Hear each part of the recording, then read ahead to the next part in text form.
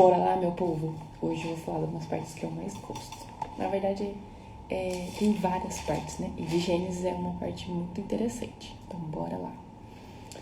Ó, a gente parou ontem no capítulo 4. O capítulo 4 é aquele episódio depois que Deus, ele expulsa o homem do Éden. E aí, o capítulo 4 é Caim e Abel. Quem que é Caim e Abel? Caim e o Abel, eles são os filhos de Adão e Eva.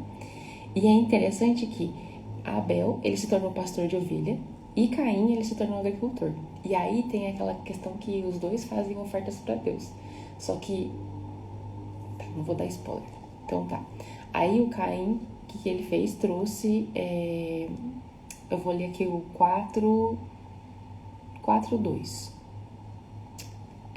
Voltou a dar à luz, desta vez a Abel, irmão dele. Irmão de quem? De Caim. Abel tornou-se pastor de ovelha, Caim agricultor. Passando algum tempo, Caim trouxe do fruto da terra uma oferta ao Senhor. Então, essa questão de dar uma oferta para Deus veio de Caim. Abel, por sua vez, trouxe as partes gordas das primeiras crias do seu rebanho. Então, ó, como tem diferença do que Caim ofereceu e do que Abel ofereceu. Caim, que ele era o agricultor, ele pegou alguns frutos da terra e deu de oferta, certo? Certo. E Abel, diferente de Caim, ele pegou o melhor. O que ele pegou? Ele trouxe as partes gordas da primeira cria do seu rebanho. Então, ele deu a primícia, ele deu o melhor. Aí o que aconteceu? O Senhor aceitou com agrado Abel e a sua oferta, mas não aceitou Caim e a sua oferta. Então, olha pra você ver, a iniciativa começou de Caim, que era o mais velho, mas Abel, ele deu o melhor, e Deus aceitou o do mais novo, que é Abel, né? E recusou a de Caim. E aí, aqui, por isso Caim se enfureceu e seu rosto se transformou. O Senhor disse a Caim: por que você está furioso? Porque se transformou o seu rosto. Olha que top. Eu até coloquei aqui. Aí depois ele falou assim: se você fizer o bem, não será aceito? Mas se não o fazer, saiba que o pecado o ameaça à porta. Ele deseja conquistá-lo, mas você deve dominá-lo. Olha que top. Deus fez duas perguntas para ele, né? Por que você tá furioso e por que se transtornou o seu rosto, né? Mudou sua feição. E ainda deu a dica para ele que eu achei muito precioso, que ele falou assim: se você fizer o bem, não será aceito? Então, se você fazer algo bom, não vai ser aceito? Fez uma pergunta, 3 perguntas. Mas se não o fizer, saiba que o pecado ameaça a porta e ele deseja conquistá-lo. Olha que chave. Mas se você não fizer, ou seja, se você fizer o mal, saiba que o pecado está à porta e ele deseja conquistá-lo, mas você deve dominá-lo. Nossa, Deus, desde o início, ele é muito claro que o papel do homem é dominar sobre todas as coisas. E é incrível ele já deixar todo essa parte do processo. Até coloquei aqui. O Senhor esteve no processo com Caim. Porque, tipo, quando ele rejeita a oferta de Caim, ele não abandona Caim. Ele ainda faz pergunta para Caim. E aí, Caim, por que você tá furioso? Por que você transformou seu rosto? Se você fizer o bem, não vai ser aceito? Fez 3 perguntas para ele. Então ele não abandonou Caim, ele continuou com ele no processo. Disse, porém, Caim ao seu irmão Abel: vamos para o campo. Quando estava lá, Caim atacou o seu irmão Abel e o matou. Então ele optou por fazer o mal, né? Então o Senhor perguntou a Caim: onde está o seu irmão Abel? Fez outra pergunta. Respondeu ele: não sei. Sou eu responsável pelo meu irmão? Nossa, falou isso para Deus. Respondeu e disse o Senhor: o que foi que você fez? Escute, da terra, sangue do seu irmão está clamando.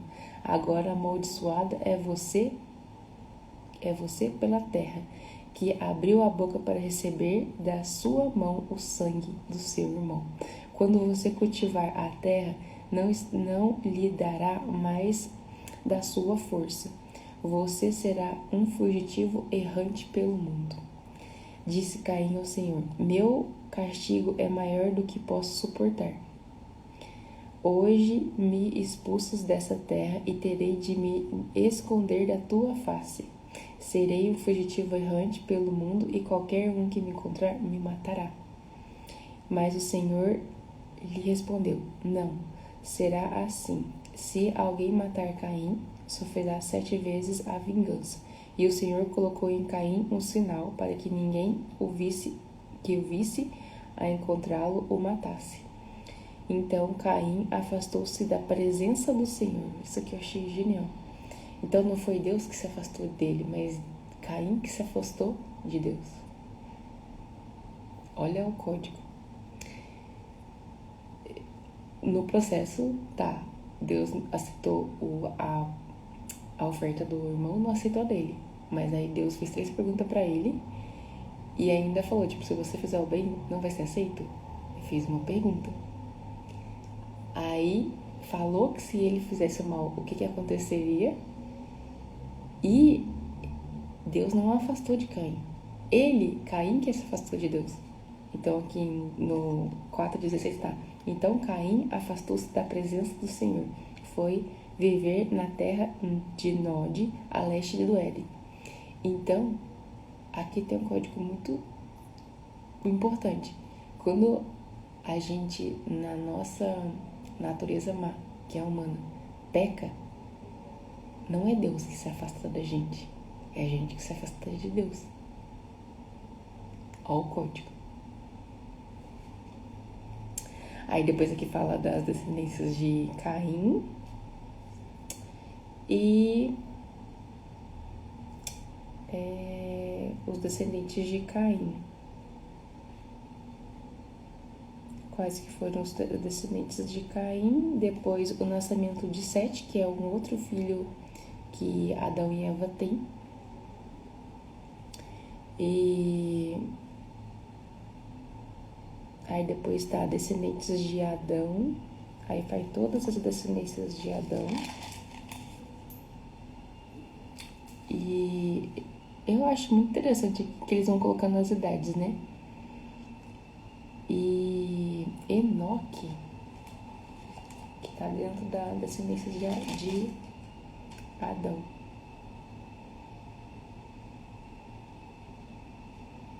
É, isso mesmo. Tô vendo se tá certinho.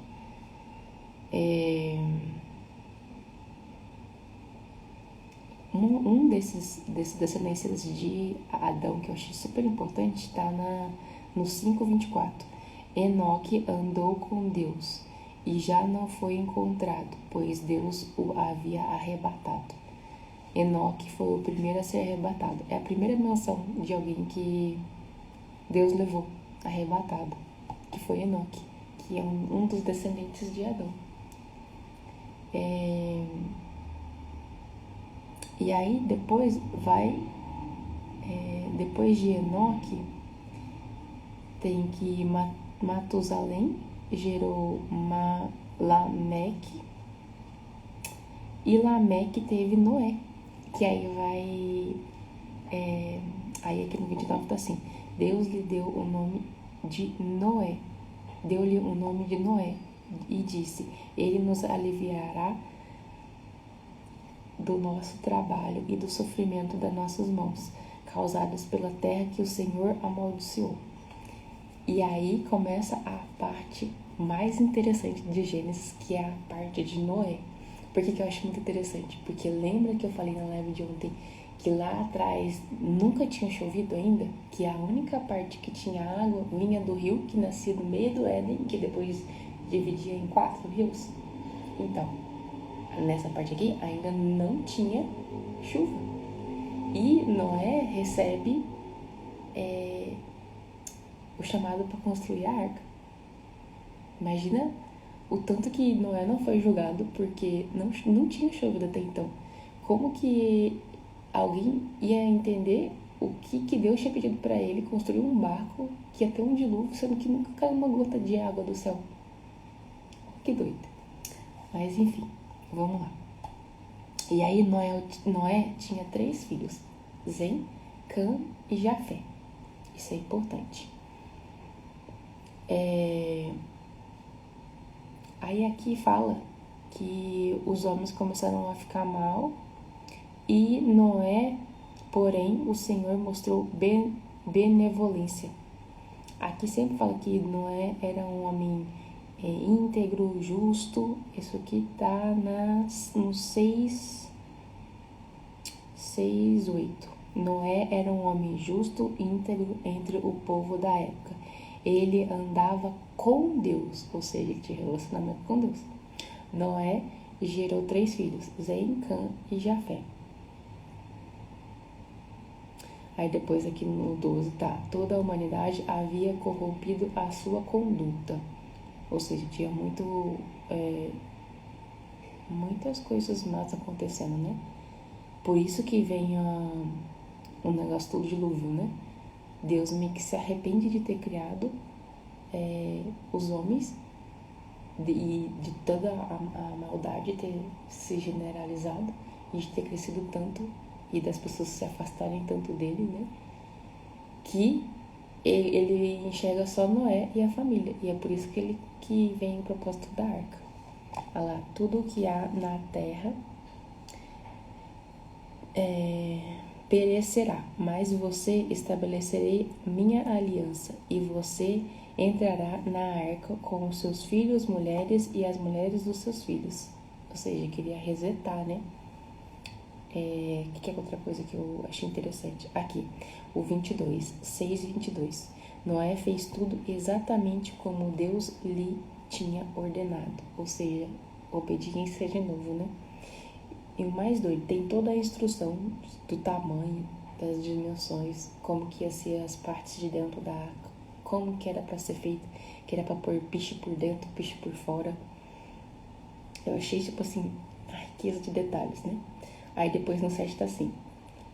Então o Senhor disse a Noé, entre na arca, você e toda a sua família, porque você é o único justo, eu até circulei, o único justo que encontrei nessa geração.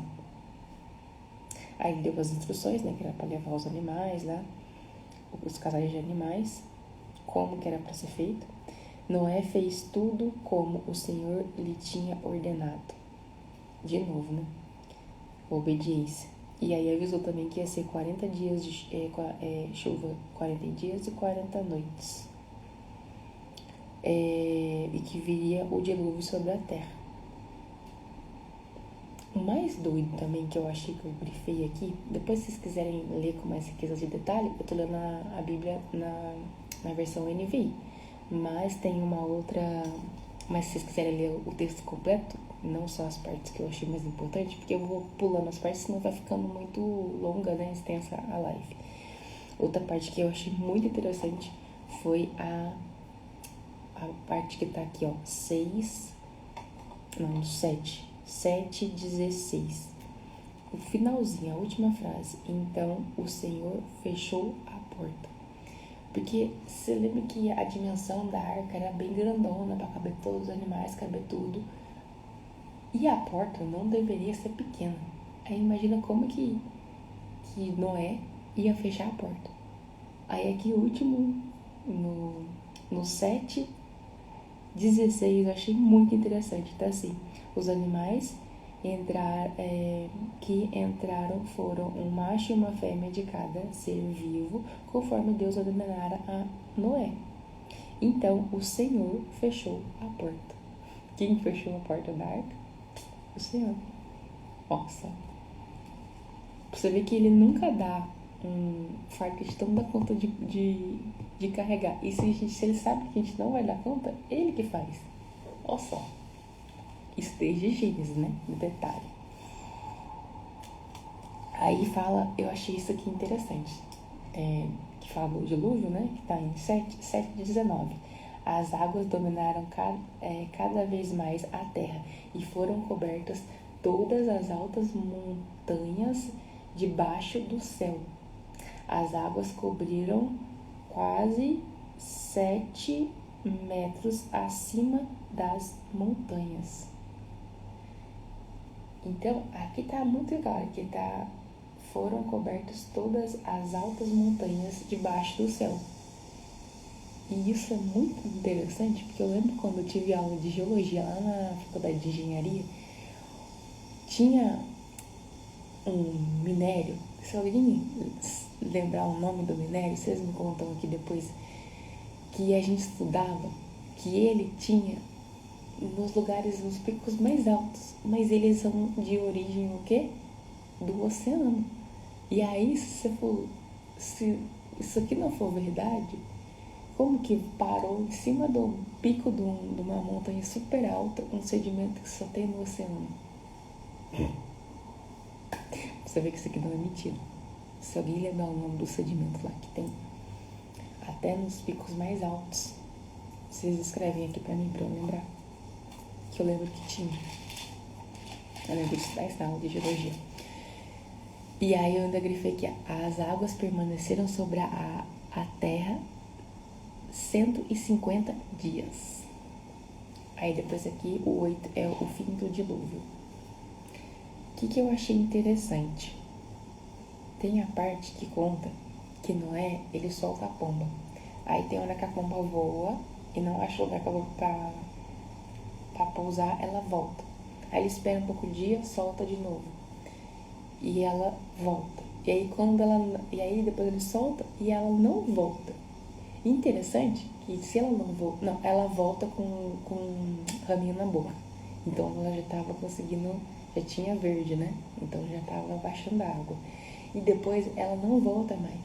Mas interessante que mesmo ele vendo que estava secando, mesmo a pomba tendo ido, ele não desce da barca. Ele espera Deus falar para ele que é hora de descer da barca. Vou ler para vocês esse pedacinho. Quer ver? Ó, eu vou ler a partir do 8, 9. Mas a pomba não entrou no lugar onde... Mas a pomba não encontrou lugar onde pousar os pés, porque as águas ainda cobriam toda a superfície da terra. Por isso, voltou para a arca. Ele estendeu a mão para fora, apanhou a pomba e trouxe de volta para dentro da arca. Noé esperou mais 7 dias e soltou novamente a pomba. Ao entardecer, quando a pomba voltou, trouxe no seu bico uma folha nova de oliveira, ou seja, a água já tinha baixado. Isso achei muito interessante. Noé então ficou sabendo que a água tinha diminuído sobre a terra. Esperou ainda outros 7 dias, de novo soltou a pomba, mas dessa vez ela não voltou. No primeiro dia do primeiro mês do ano 601 da vida de Noé, secaram-se as águas na terra. Noé então removeu o teto da arca e viu que na superfície da terra estava seca. Ou seja, estava seca já, né? Podia descer, mas ele não desceu, não é doido. No 20º dia do segundo mês, a terra estava completamente seca. Então Deus disse a Noé: saia da arca, você e sua mulher, seus filhos e as mulheres deles. Faça que saiam também todos os animais. Ou seja, ele esperou Deus. Ele não tomou a decisão sozinho. Isso eu achei incrível. E nesse detalhe eu não tinha reparado a primeira vez que eu li. Eu achei isso genial. Mas enfim, não vou ler muito, senão vai ficar muito densa, né? Essa parte. Aí tem a parte também, o 9 fala da aliança que Deus, aliança de Deus com Noé. Porque ele faz aliança com Noé de que nunca mais vai ser, a terra vai ser inundada por água, né? E aí que é o arco-íris. Vamos lá. Aí tá aqui, ó, no 9:11. Nunca mais será ceifada nenhuma forma de vida pelas águas de um dilúvio. Nunca mais haverá dilúvio para destruir a terra. Isso é o que Deus falou, né? Aí no 3 tá assim: o meu arco que coloquei. Deixa eu ler a frase inteira. No 12. Deus prosseguiu: este é o sinal da aliança que estou fazendo entre mim e você e com todos os seres vivos que estão com vocês para todas as gerações futuras. O meu arco que coloquei nas nuvens será um sinal da minha aliança com a terra, que é o arco-íris. Olha só. Que doido. O arco que ele colocou no céu é o sinal da aliança. Que ele que não vai ter mais nenhuma forma de vida que vai ser ceifada por dilúvio. Para simbolizar a aliança dele. Ai, gente, eu achei coisa mais linda. Aí, depois, tem os filhos de Noé. O que acontece?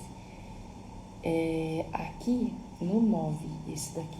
No 9, fala de uma questão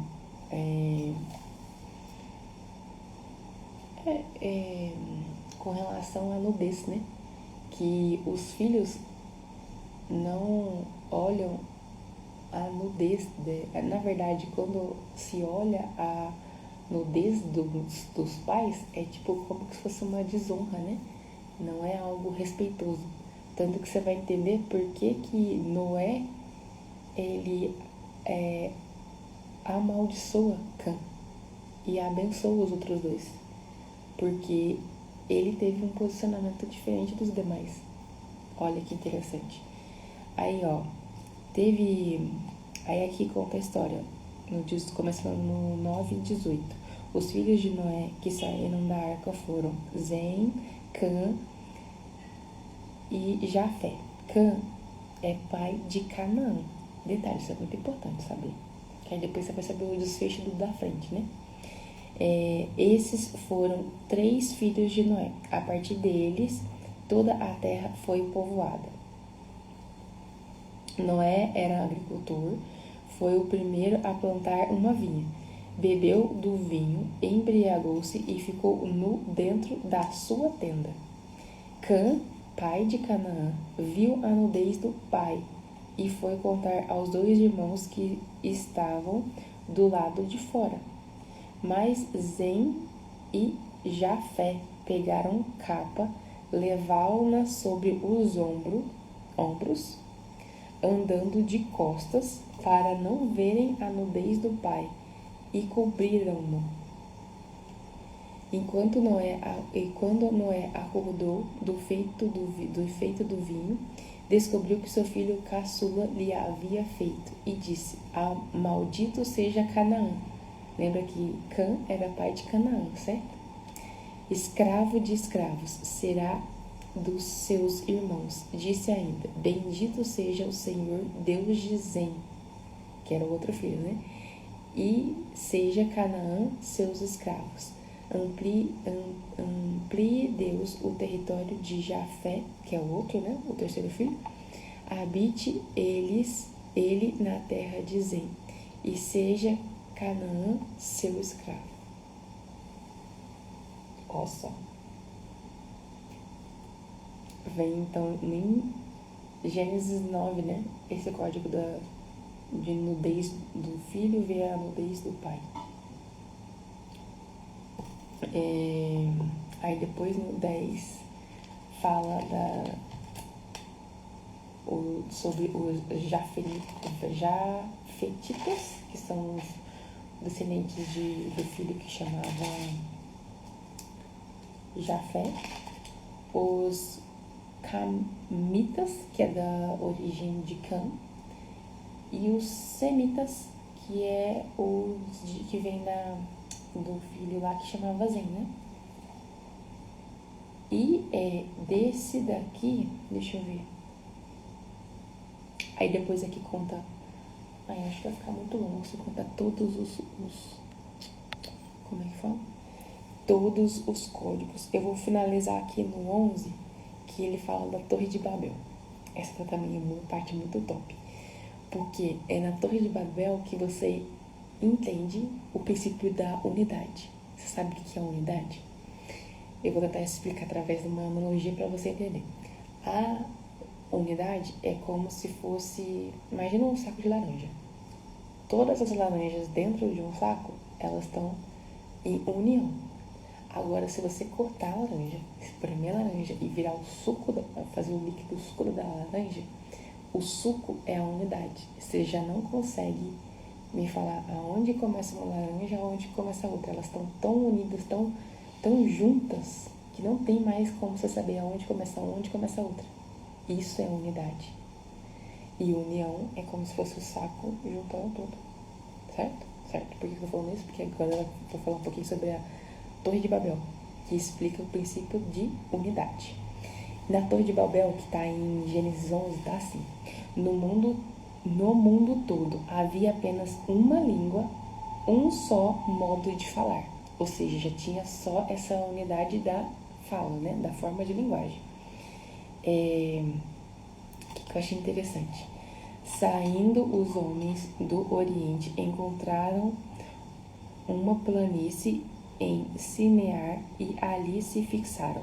Disseram uns aos outros: vamos fazer tijolos e queimá-los bem. Usar tijolos em lugar de pedra e piche em vez de argamassa. Depois diz: vamos construir uma cidade com uma torre que alcance os céus. Nossa. Assim nosso nome será famoso e não seremos espalhados pela face da terra. O que eles estavam buscando? O Senhor desceu para ver a cidade e a torre que os homens estavam construindo. E disse o Senhor: eles são um só povo, falam uma só língua e começaram a construir isso. Ou seja, começaram a fazer alguma coisa. Em breve, nada poderá impedir de planejar o que planejam fazer. Olha só o código. Venham, porque lembra da Trindade, né? Façamos ele a nossa imagem e semelhança. Façamos, né? São mais de uma pessoa, na verdade são três. Pai, Filho, Pai Espírito, Pai Filho, Deus Pai, Deus Filho e Deus Espírito Santo.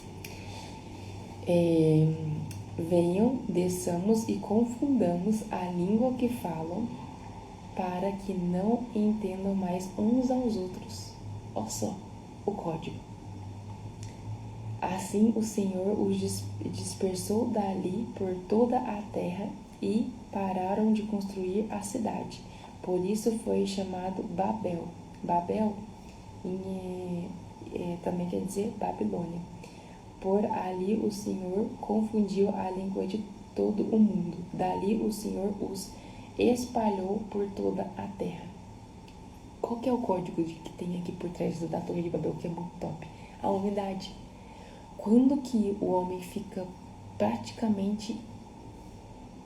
as coisas dão super certo e flui. Aqui o próprio Deus falou: eles e um só povo, falando uma só língua, começaram a construir isso. Em breve, nada poderá impedir o que planejam fazer. Nada. Então, quando que nada pode te impedir? Quando você está em unidade. Na fala, unidade. Um só povo, uma só fala, fazendo uma só coisa, que é o contexto de unidade. Nossa, eu achei isso aqui muito top. O dia que eu entendi esse código que tem por trás da Torre de Babel. E então, que eles poderiam fazer, nada poderia impedir o que eles estivessem querendo fazer. E aí, o que Deus fez? Mudou as línguas. Então, nem eles não se comunicavam entre si. Então, acabou a unidade de quê? De linguagem. Continuava sendo... Não, meu povo, porque eles se espalharam, né? Nossa. E eu achei esse código muito, muito top. Eu não entendia muito esse negócio de unidade, até eu ler e entender isso aqui na Torre de Babel. É muito forte.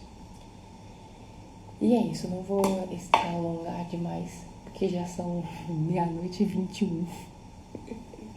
Muito obrigada pra todo mundo que ficou aqui até agora. E eu espero que vocês tenham gostado. Espero que tenha feito sentido pra vocês. E amanhã a gente continua, então, depois da Torre de Babel. Combinado? Comenta aqui se você tá gostando, se você não tá gostando, o que você acha que pode melhorar. E se você quiser participar do meu Clube do Livro, que vai ler todo esse livro aqui, a Bíblia toda, NVI, em 6 meses, você me chama no direct, que eu vou te mostrar, eu vou te falar certinho como que vai funcionar e qual que é o cronograma já dessa semana, que sábado tem o nosso primeiro encontro, que vamos discutir o primeiro livro que a gente está lendo, que é Gênesis, em 7 dias. Combinado? Um beijo, boa noite.